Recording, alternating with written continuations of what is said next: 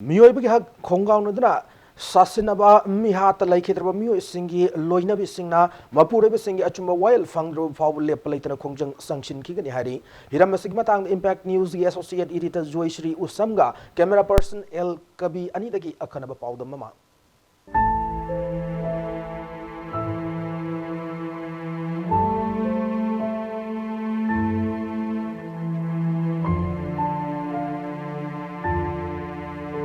Renu Takhelambamna Mahaki Mapuroiba Mung Hangzobu Aroiba Oina Unakiba asi 2007 gi April Taruktani Makhoi ani luhonglaba matung chahi ani rom leminaduna phangzakiba makhoi gi machanupa hauzikti class 9 tamle Manipur khaktada sashinaba mihat amasung loge wangmada hatkiba mioi shingi apunba case lising amaga chamnga konipan lairi mihat thina hatpikraba mioi sing asigi imung manung singna 2009 gi July 18 da amatta oina punshinduna Extrajudicial Execution Victims Families Association ifam haiba loop ama semduna makhoi masen mateng pangnabaga loinana achumba wayel fangnaba jangchinba haurakhi amamam to oina fight tawbagi mahuta akhoi je punsalaga akhoi je fight tawnabagi akhoi platform ama kha akhoi je sagat charakpane na ai thamjage 2009 11 July da ifamna extrajudicial killing da hat khiba Manipur gi mayam je sigi da makta koina ifamna ma semjaraga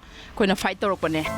Mapuroi bakaina krabi Renu Takhelambamna ifamgi president oiduna loop asigi chahi taramathoi surukpagi thoram chahi asigi July 11 da Imphal gi Human Rights Alert Office ta pangthokhi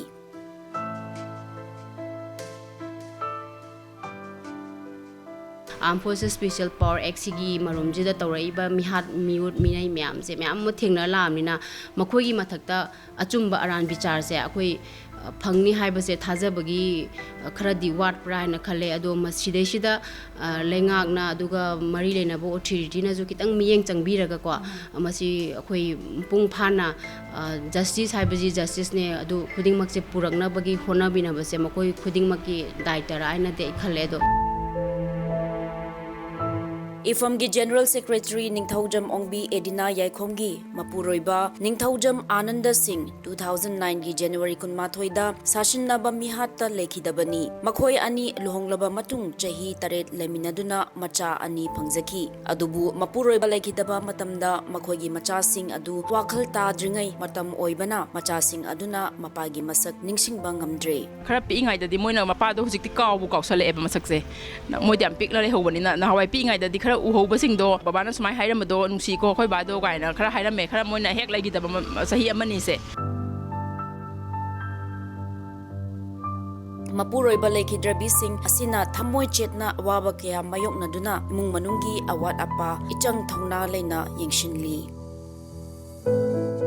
Manaba Thaudokta Mapuroiba Kaina Krabi Kangpokpi District ki South Changaubung Village tagi Hatning Kipgen gi Mapuroiba Lalen Thang Kipgen 2005 ki May kunmangada laikhidabani Mapuroiba laikhidraba matung mahak maital yonduna imung pujari Egi nupa siba matungda ena wana mi gilamda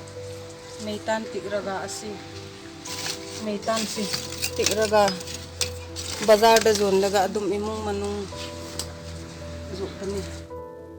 Moijing awang lekai dagi Salima Memchagi Mapuroiba MD Faziruddin su 2010 gi January kunmathoida manaba thaudokta lekhidabani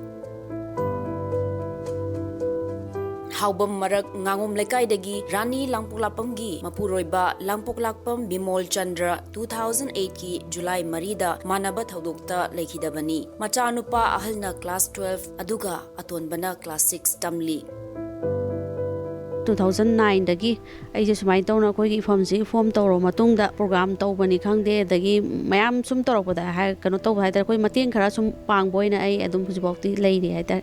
Sawmbunget tagi Sanasam Ongbi Sonia gi Mapuroiba Sanasam David 2012 ki February marida manaba thaudokta lekhidabani Aduga Tagyel Kolom Lekai dagi Ahaibam Ranjana Leimagi Mapuroiba Ahaibam Oken Maitei 2009 gi February amada lekhidabani Hauzik Mahak Bazar da Khongup Yonjaduna Hingnabagi Lanthengnari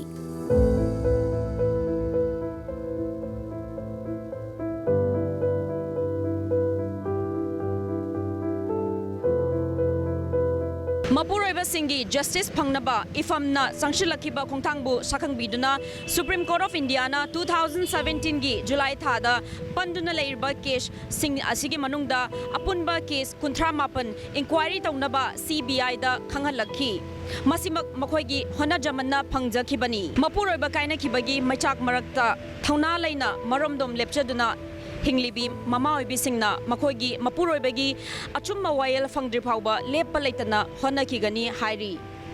Camera person El Kabigaloina na ay Joyce Impact News Imphal